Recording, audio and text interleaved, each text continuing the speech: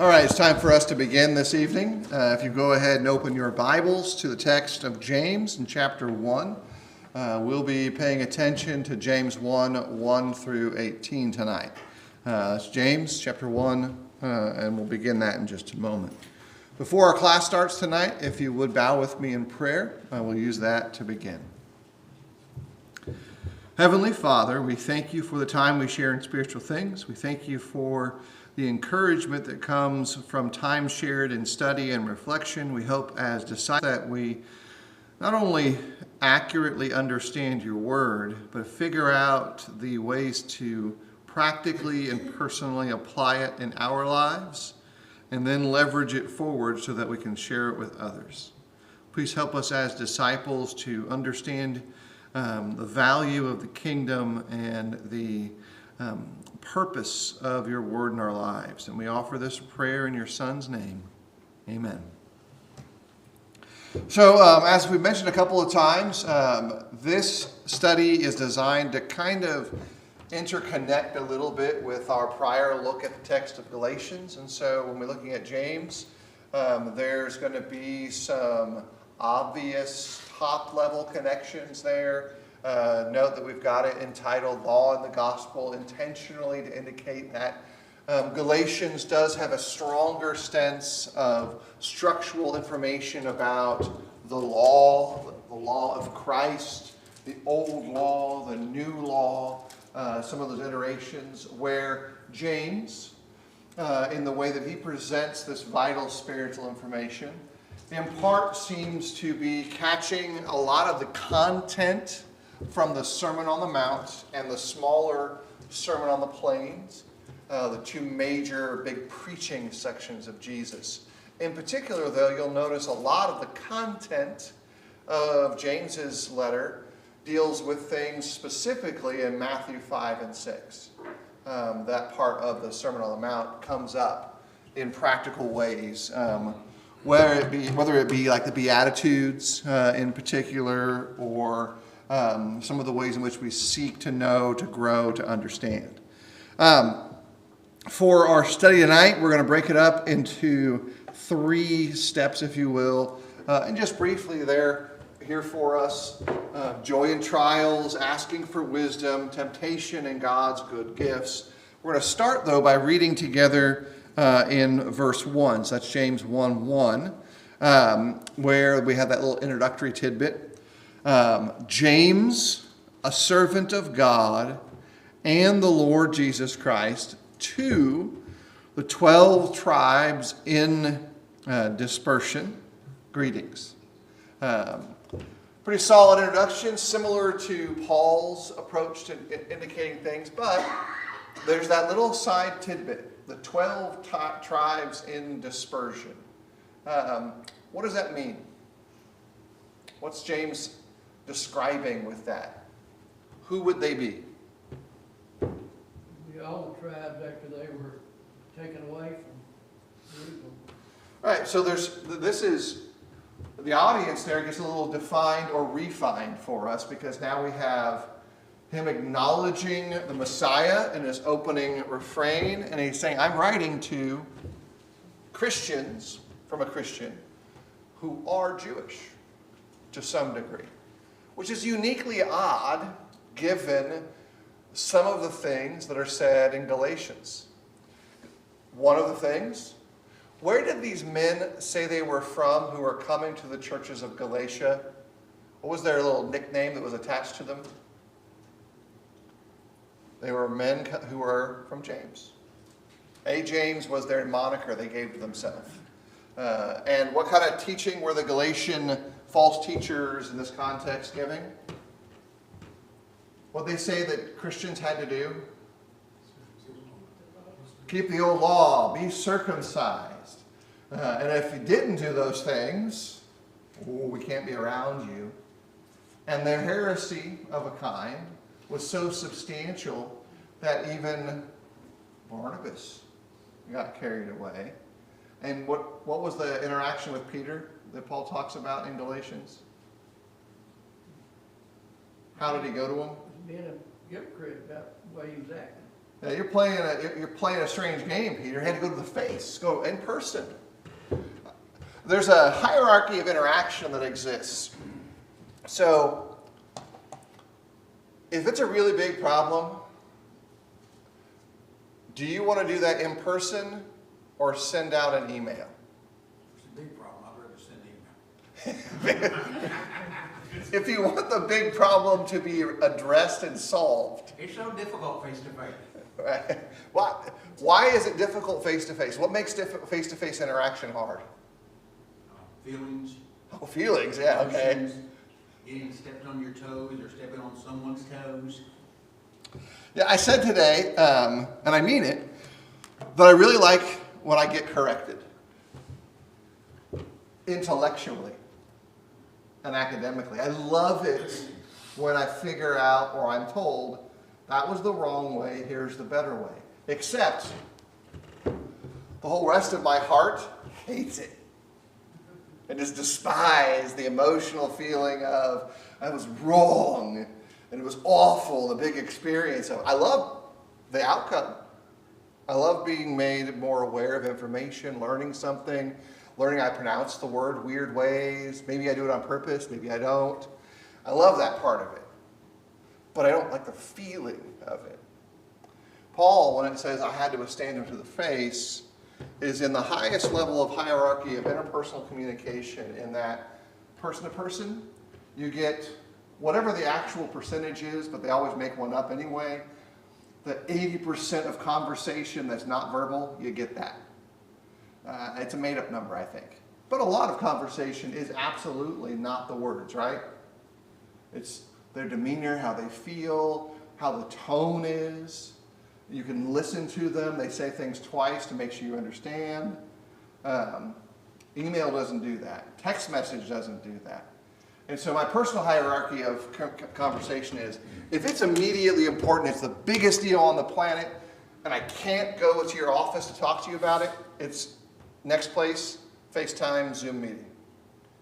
Like, that's the next level down. It's still really important. I can't be in person. At least I can see you, right? And then you go down one more level to an email. And if it's low level importance, you're getting a text message. Short and unfunny, because it's a text message. Although sometimes we'll try to slide a little humor in the text messages too. That's the priority tree. And so we have this interconnection between Galatians, Paul dealing with these men from James, which is an accommodative term saying that they pretended to be from James. They're probably not from this James for sure. Has to do some other meanings underneath it. But this James writes exclusively, or at least particularly, to a Jewish audience who are now in Christ. How many of you have traced your personal human lineage, that know your ancestry, like through DNA testing or through, like my family's got 3 or 4 people who have done that, but they also have these big annals of history. So you guys know what your history is, heritage? Like, how many of you have, with that information, know you're Jewish? Like, okay, pretty good odds. That's pretty realistic, because most folks either, if you do, you do. And if you're 0.111110044% Jewish, you are Jewish to the Jewish standard. Just one drop of it, and they'll account you as such, because it's such a rare kind of thing, and it's a big thing for them. Rest of us Gentiles, the lot of us. Genetic mutts, if you will, in the big sense. So when James, in Christ, writes a letter to the 12 tribes in dispersion, is that letter for us? Is he writing to me? We can learn from it, but it wasn't addressed to us. Was not initially addressed to us. The caveat from all these letters, though, go to, they were always circulated and read by other Christians too. And there is no record of any church in the first century that was doing the right things that was exclusively Jewish heritage. In fact, when they were all exclusively Jewish churches, they were like, you're wrong, cut it out. Or all Gentile churches, you're also wrong, cut it out. Galatians deal with that. What it does, at least, and Les is pointing out part of this, it tells us how to read it. I got to read it as a second audience. That means there might be some things said in there that are in speak. Terminology and things that only make sense because you know the specific vocabulary. Les, is there specific vocabulary for machinists about how different machines work and all the different details with them? Probably some degree, yeah. Yeah. If such a thing exists, I know this much of it. Zero of it. And I think it probably is. For almost all the things we do in life, there's in speak. There is in churches. How many of you have heard a prayer end with guide, guard, and direct us? Right? And it's fairly exclusive to churches of Christ. Not 100%, but for whatever reason, it's a phrase that gets uttered most often in churches of Christ. Can it be given without meaning? Yes. But if you hear it at the close of a prayer, I generally believe the person saying it means it. But they heard it somewhere and they repeat it. Second in speak, really common. A gospel meeting. That's a very in speak terminology where if you did not have an upbringing around churches of Christ, and maybe a little bit of Christian churches more broadly, gospel meeting, what's that? What are you meeting about? The gospel? Because we don't use that vocabulary now, and they didn't really use it outside of churches of Christ then. Tent meetings and revivals was the accommodative term of similar use. So, in speak is going to happen. Inside the letter of James, there are some things that are used that are colloquialisms or specific terminology that reflect a Jewish perspective as a Christian that they needed to know. And you're already accustomed to it because the Gospel of Matthew is written to a Jewish audience. It uses Jewish dates and times, Jewish names and places for everything. The Gospel of Mark tells the same story and uses Roman and Greek names and titles for all the same places. And the clock and calendar, one's a Jewish clock and calendar, the other one's a Greek or a Greco-Roman clock and calendar. Already accustomed to it. James then is going to have the Jewish tone, edge, and feel to it. Especially when you think about how persecutions roll out, predominantly in the first century. Keep in mind, Christians in the first century, outside of Jewish Christian interconnections, are all seen by the Roman Empire as the same. The Roman Empire predominantly sees them as another segment of Judaism. So if the boot stomps down on a Jewish community, and Christians are seen as part of that community, who get squished as well. Christians do. Especially the ones who did not follow the advice and get out of Jerusalem. So the 12 tribes in dispersion are most definitely in this larger category. Let's go ahead and read verses 2 through 4 now together. And we'll start with Les. Could you read that, please? Count it all joy, my brothers, when you meet trials of various kinds. For you know that the testing of your faith produces steadfastness. And let steadfastness have its full effect, that you may be perfect and complete, lacking in nothing. So, part of this we've asked and answered in different contexts, but I want you to think of a second time. Why would it be hard to count it all joy in hardship? It's just no fun. Hard things aren't fun, right? If I have, on one hand, the very best lemon meringue pie you have ever seen in your life, just sitting there. You can have that if you'd like. Or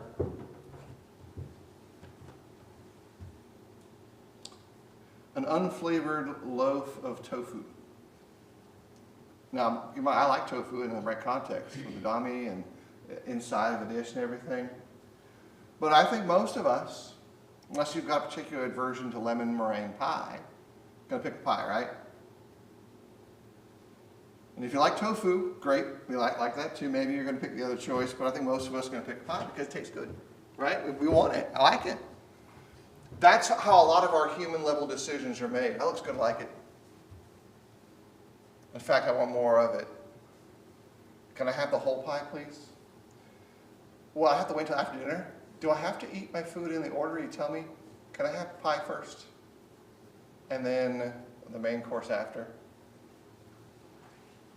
When part of this is going on, God, through James, is writing to these Christians who come from a Jewish culture, who are also hearing about their physical brethren going through tribulations and trials. Count it all joy. When you suffer.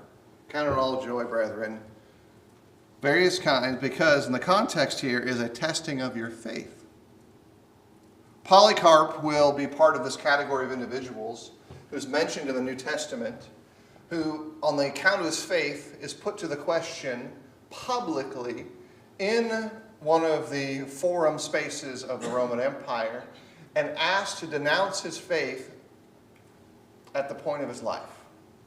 If you would just give up your faith, you could live. And his response was unequivocally no.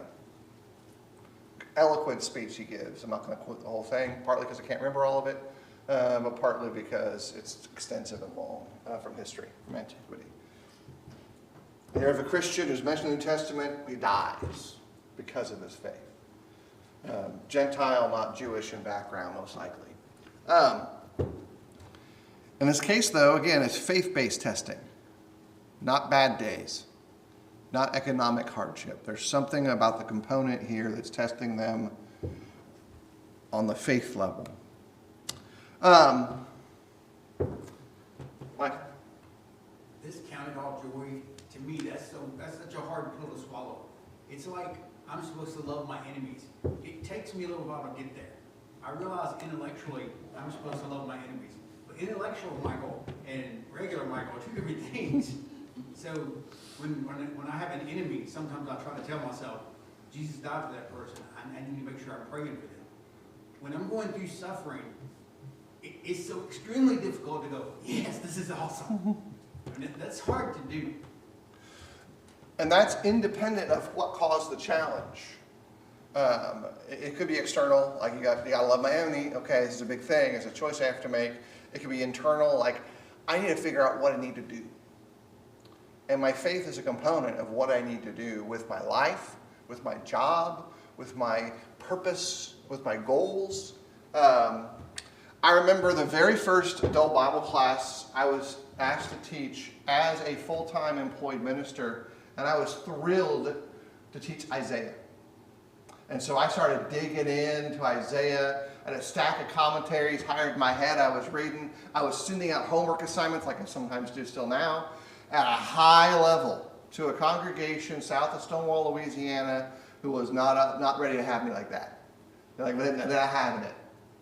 They showed up with high level of intensity the first week, and by a month in, I was like, brethren, I think we need to redirect our purposes because where I'm living and where you're living aren't living together. And we changed topics, subjects, and approach to a much healthier outcome, but it tested my faith because I had an expectation of, well, Bible class would be like this. And I did not count the cost of what it would be like to have a family and children and all the extra stuff. And there's a lot going on. And so I had to bring more to the table, not less, in a different way. I still had to bring all that study, but I had to figure out how to give it to them at the appropriate rate in life. Michael? So, counting it joy when I'm encountering various trials is a real world application when Satan is tempting me. And I know there are things around me I shouldn't be doing, and I resist that temptation. Are those the trials that I'm supposed to be counting as joyful because that's out there, that makes me stronger because I resisted that? I think this is my general answer to that. To a certain degree, yes.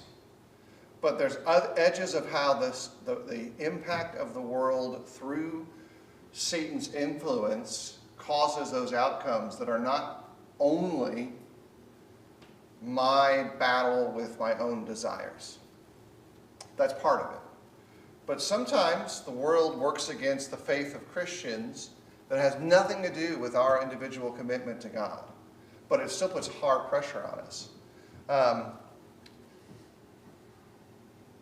There's a high pressure in society currently to get more lenient with the idea of abortion, to create straw men that make it feel okay, that abortion at these other instances could be totally fine.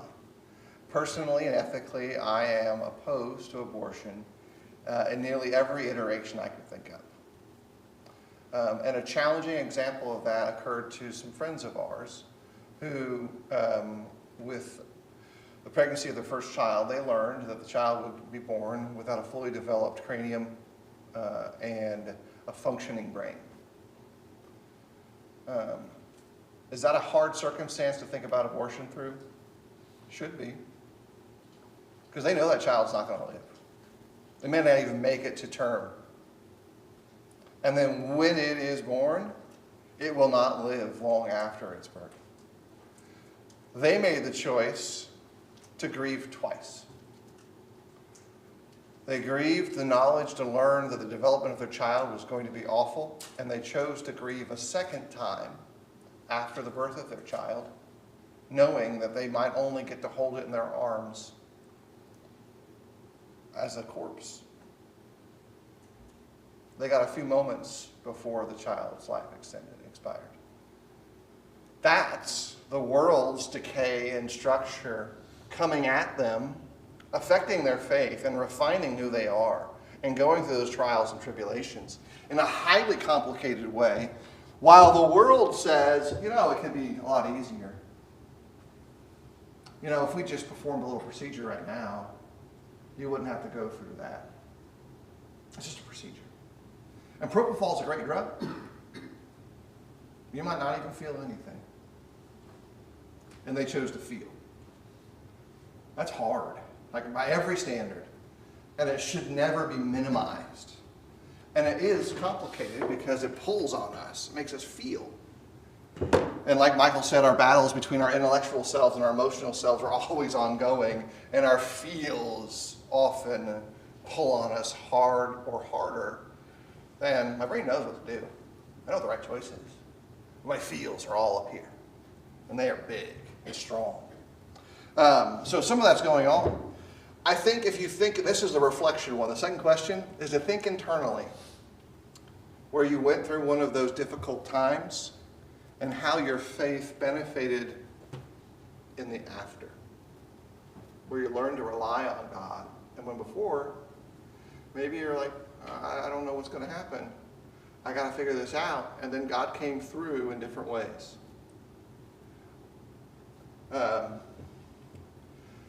It's there's a couple country songs about this. There's a whole trope of this inside one of the Neo movies of dodging bullets.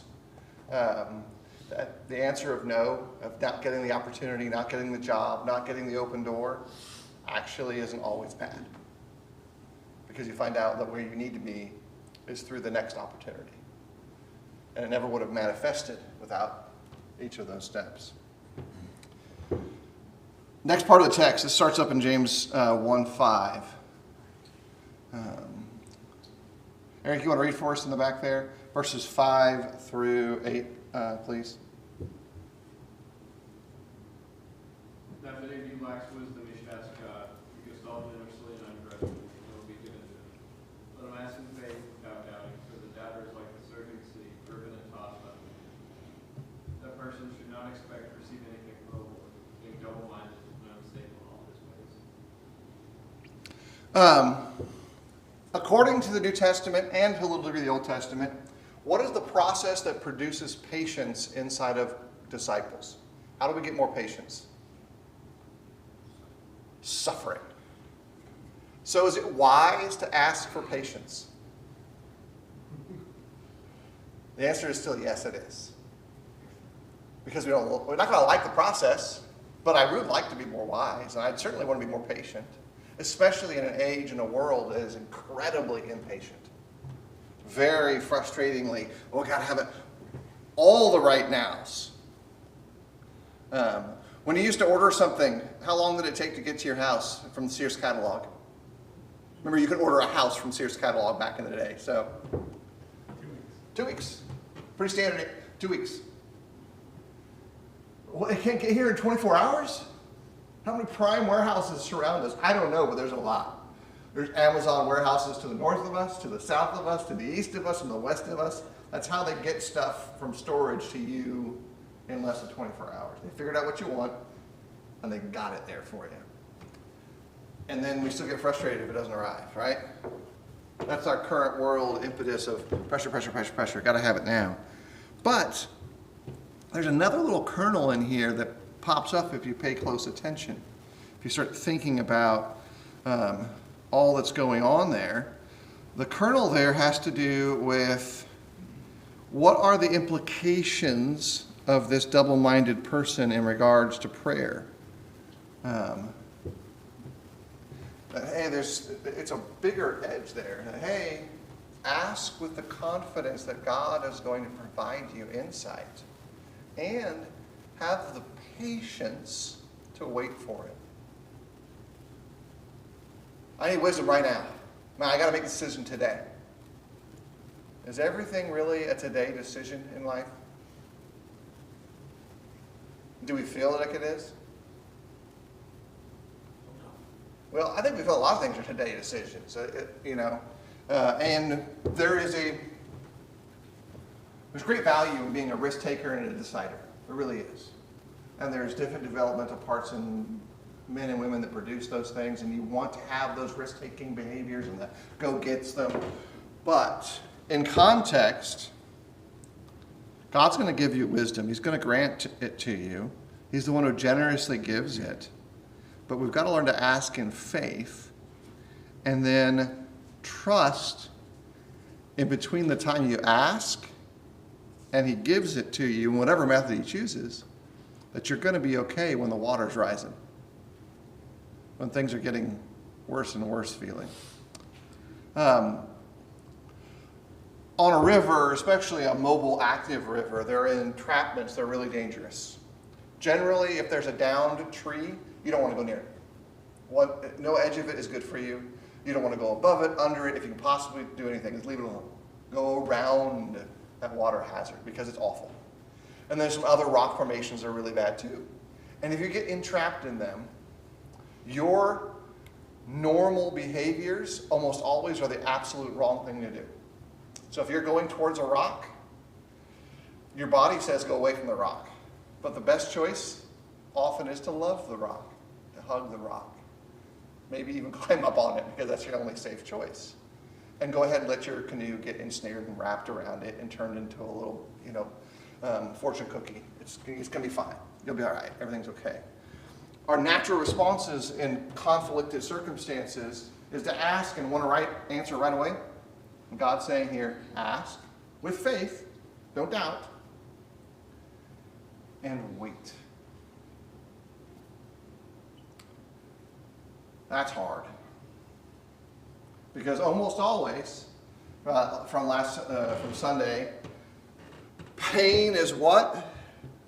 God's megaphone to the world to rouse deaf ears. So when you're suffering, you want your answer right now. It hurts. God says, ask in faith for wisdom. He's going to give it to you. James says, the creek's going to rise a little bit in the middle time. It's going to be a little bit difficult. He's going to answer. You're going to get what you need. But that panic is going to set in. And he goes into context and says, for that person must not suppose that he will receive anything from the Lord. He is a double-minded man, unstable in all his ways.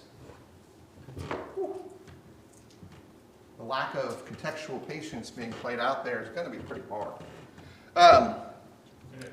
Yeah.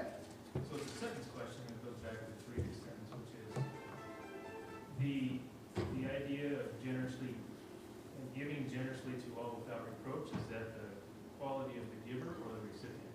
The without reproach part. So I wonder if that ties to the double-mindedness. I'm just curious. So the grammatical connection of who gives generously to all without reproach applies to God. and Bless the giver in this case. the giver. And then the receiver is our all negative outcome at the end of this. And so God's going to grant, he's going to give. You and I, we struggle with doubt. And it's legitimate, fair, and right for Christians to acknowledge that they doubt. Like it's a standard interconnection in the New Testament where people have big questions and they want answers. When you go to God in prayer, it's a conversation with God, and you're asking God a question. Half of your questions are, I don't know what's going to happen. Lord, help me because I have this thing going on, and I don't know what's going to happen, and I want you to intercede. Or I've heard that this bad outcome is going to happen. One of my deep friends, closest compatriots, they're going to die. The doctors have given them every single outcome that says it's Dunsville for them. I don't know what can happen, but I know you can help me. Please do what you can that they can't. That doesn't mean there's always going to be the right answer, but there's doubt in all of those things. An abiding faith is willing to trust in the middle space while you're waiting for an answer. And being okay with the mystery of ignorance. Of not knowing exactly what God might do and how that will play out. And accepting in part that our goal then is to divest ourselves of this double-mindedness. Of this back and forth. Ask God for help and wait. And keep waiting. You can do that while sustaining your broad faith. You trust God and you trust in His ways, while you not understand certain components of what's going on. Some things are difficult to figure out. Some things are hard. Some parts of the Bible are a little bit more obscure than others. And when you fully figure out what the full incarnation of Christ is on the earth, I'd like you to write a very long book on it so I can understand. Still trying to figure that out. Even though it plainly tells me about three things really concretely. That it happened with Jesus, and God was made flesh. All the other stuff is a mystery to me, on all the mechanics of spirit and all that stuff, even though I can understand the edges of it. That's why we need to keep in mind the phrase that Jesus used, that your will be done. Let him know that we are willing to accept whatever it is. This would be the answer that we would like, but whatever his answer is, we will accept. Yeah. And the real corner of this is building the quality of faith, the trust. While we are comfortable expressing, I doubt. That's hard. Rich? It reminds me of that scene where the gentleman's asking Jesus to save this child. He's like, if you can help. And Jesus is like, if.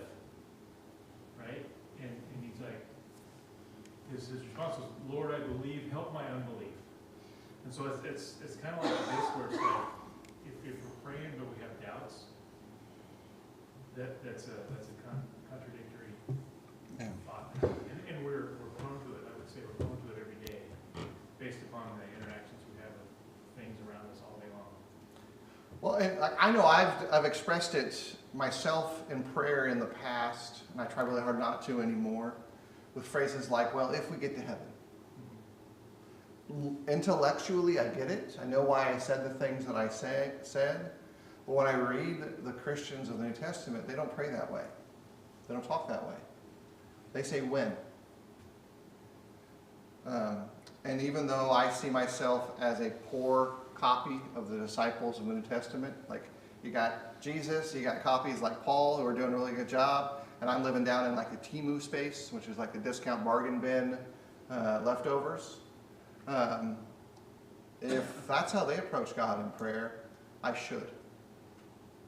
So changing from if to when is not just wording, it's actually theology and attitude. It's actually what God is trying to teach me, to have that confidence of getting the pieces together that really push us towards going from an uncertain faith to a certain trust in a God who will answer my uncertainties.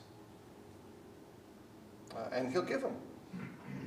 And history on my own reflection is a lot of the things I didn't understand, why they happened, what I didn't know, some graying of experience and some deeper dives into the scriptures. I understand them now. I don't like some of the outcomes, but I understand the outcomes. I understand why God would move in certain ways. We need to leave room for God's grace to work. Because no matter, even if we're up there on that level with Paul, we still can't make it without his grace. Yeah, and by the way, that's my emotional feeling. We are on Paul's level. Paul's doing what Paul needed to do, and I was not asked to be Paul. I was asked to be a disciple, just as he was, and to do whatever it is God needs me to do. Even though emotionally we might feel, again, that's your big feels versus what the text says, might feel differently. I'm doing what I can do. Yeah, I understood what you were saying with that. Yeah. But we gotta keep in mind that it takes God's grace no matter where we are, and we need to expect his grace. Yeah. And remember, grace isn't just for the other guy. Grace is for me, for you. And the more you start to kind of grapple with that and swallow the grace when it comes, which always comes with a dose of pride, being humbled at the same time, then you're like, okay, I get it. I'm getting what God can do with me, through me. I'm getting what God can do with others. The text shifts, and this is that last part of it. We got about 8 or 9 minutes. This longer phrase, but it begins with, let the lowly brother boast in his exaltation, and the rich in his humiliation. Because like a flower of the grass, he will pass away. For the sun rises with its scorching heat and withers the grass, its flower falls, and its beauty perishes. So also will the rich man fade away in the midst of his pursuits. Blessed is the man who remains steadfast under trial. For when he has stood the test, he will receive the crown of life, which God has promised to those who love him. Let no one say when he is tempted, I am being tempted by God. For God cannot be tempted with evil, and he himself tempts no one. But each person is tempted when he is lured and enticed by his own desire. Then desire, when it has conceived, gives birth to sin. And sin, when it is fully grown, brings forth death. Do not be deceived, my beloved brothers. Every good gift and every perfect gift is from above, coming down from the Father of lights, with whom there is no variation or shadow due to change. Of his own will, he brought us forth by the word of truth, that we should be a kind of first fruits of his creatures. So that, if you notice, a lot of the wording there is really Sermon on the Mount-ish, if you will.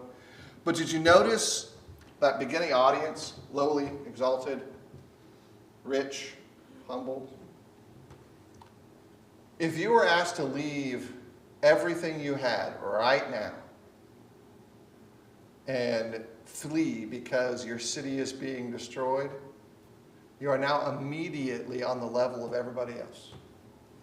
The poor is exalted to the level of the rich because the rich has been humbled to the level of the poor. And on that road, going off to wherever, you're now the same. And if you're a city boy and you're now out in the wilderness of Judea and you have been in Jerusalem all your life and never left because you were wealthy, well-fed,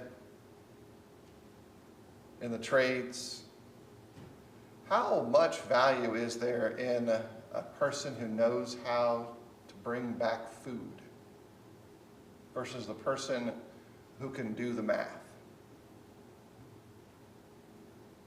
All of a sudden, the poor who knows what it's like to live poor and how to live poor, not only is lifted up relationally, but their skills are valued. Now they're all being now shipped everywhere. Moved everywhere. Because crushing of Rome on Jerusalem, all of the Jews were forcibly dispersed further. There was also nothing to provide for them in Jerusalem. No value being there, even though they were allowed to stay, and some were. Some stayed in the area. Lots of them were pressed into service for the legions to become laborers. But now, it's more about that reversal of the gospel coming forth in practical ways as well as the spiritual ones. For those who are humble in spirit, they're exalted. Those who are humble in this world's goods, one day will receive the greatest glory. And those who had too much of an attachment to this world, when the sun came, they were withered. Great metaphors in there in that whole space there, really kind of showing the potential outcomes, because God alone still is the one who gives life and good gifts. And the contrast in context is that our own rebellion comes not from God, but from within, and from our acceptance of what the world and Satan in particular offers. Given that James stresses that God does not cause or create temptation, how does that change the way you see every struggle in your life? If he's not causing these temptations, how might it change the way you see your struggles? I'll give you one. If he's not the cause, and he's also said he's the solution, even in instances where I'm not the cause, and nearly every time I'm part of the problem, like who's my biggest worst enemy? Me. I got to get better at going to the solution quicker and sooner. Like that's at least one thing. And I got to adjust who I blame. It is fair to recognize that in the Psalms, many of God's people at times try, or at least talk about blaming God.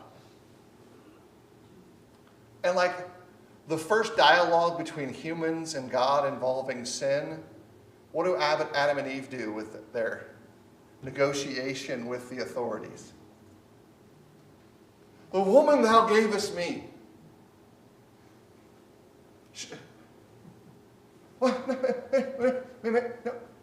The serpent. He told me these things. They're factually true, right? Factually true statements. Yes, that's the sequence of events. But there's a strong deniability of accountability in that phrasing. Oh, it was the devil. That was the first instance, by the way, of the devil made me do it. And it was wrong. It's still wrong today when you say that, but now we just know that it's always been wrong. And it's what people do. And we still do now. And James is pushing back and saying, this is not how it works. Because it's also not God making you do it. Which, again, helps us understand the complexities of free will. Rich? That's the struggle of everyone's day, right? Understanding what is your temptation and understanding, as James puts it, it's you. Right? It's you. And when you start to be able to come to the point where you come to the realization that you can control those things, you'll be in a better way. One of the things I had brought previously would be that you have to have a plan of attack. You have to know your weaknesses, so that's being self-aware, and then have a plan of attack if something like that situation comes along. The escape is on you. God's giving you the opportunity in your mind to make a choice. Right, so lemon meringue pie, that's a weakness. Marie Callender's lemon meringue pie, doesn't mean where it's from. It could be any place. It's a weakness. Tofu, it's got to be in something for me to eat it. It has to be hiding in other good, tasty foods. And so having my plan of attack knows that, look, if they're going to have pie there, I know I'm going to give in. So I got to plan my day. So just don't eat anything all the way up to pie day. Just no calories going in, and you're fine. All the metros are fine. That's it for our time tonight, and so we'll continue picking up in James 1:19 next Wednesday night. Thank you, everyone, for your participation.